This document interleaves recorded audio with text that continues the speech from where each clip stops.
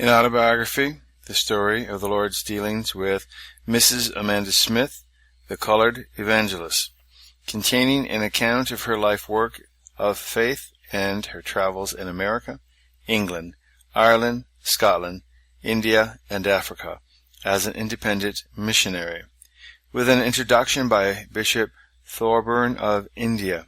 Hitherto the Lord hath helped me. Published in Chicago in 1893.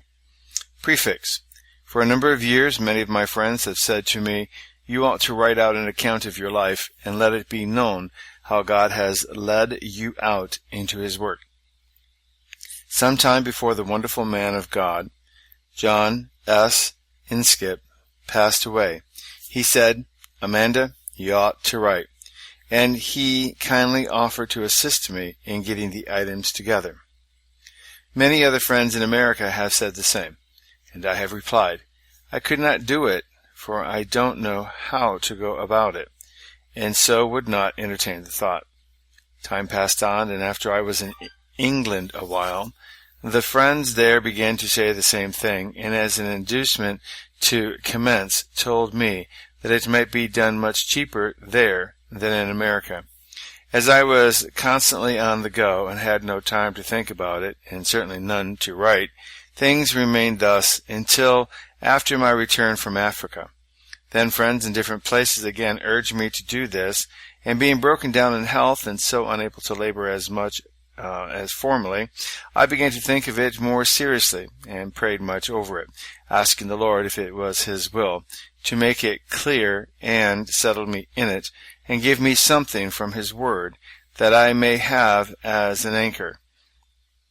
Asking thus for light and guidance, I opened my Bible while in prayer, and my eye lighted on these words, "Now therefore perform the doing of it, and as there was a readiness to will, so there may be a performance also out of that which ye have."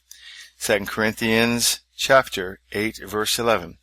I said, "Lord, I thank Thee, for this is Thy word to me, for what I have asked of Thee. Praised be Thy name." And from that moment my heart was settled to do it. But as the time has gone, and so much has seemed to come in to hither, and several persons who had kindly offered to assist me were called away in one direction or another, and I was so wearied, and the task looked so big, my heart began to fail me, and I thought I could not do it. Again I went to the Lord in prayer and told Him all about it, and asked Him what I should do, for His glory alone was all I sought.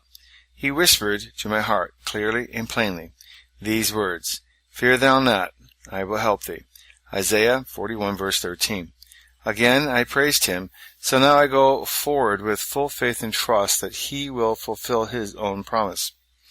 My friends who know me best will make allowances for all defects in this autobiographical sketch, and I believe strangers will also be charitable when they know that my opportunities for an education has been very limited indeed. 3 months of schooling was all I ever had. That was at a school for whites, though a few colored children were permitted to attend.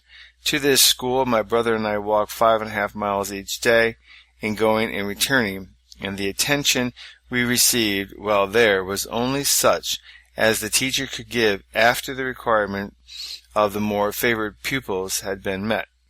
In view of the deficiency in my early education and other disadvantages in this respect under which I have labored, I crave the indulgencies of all who may read this simple and unvarnished story of my life.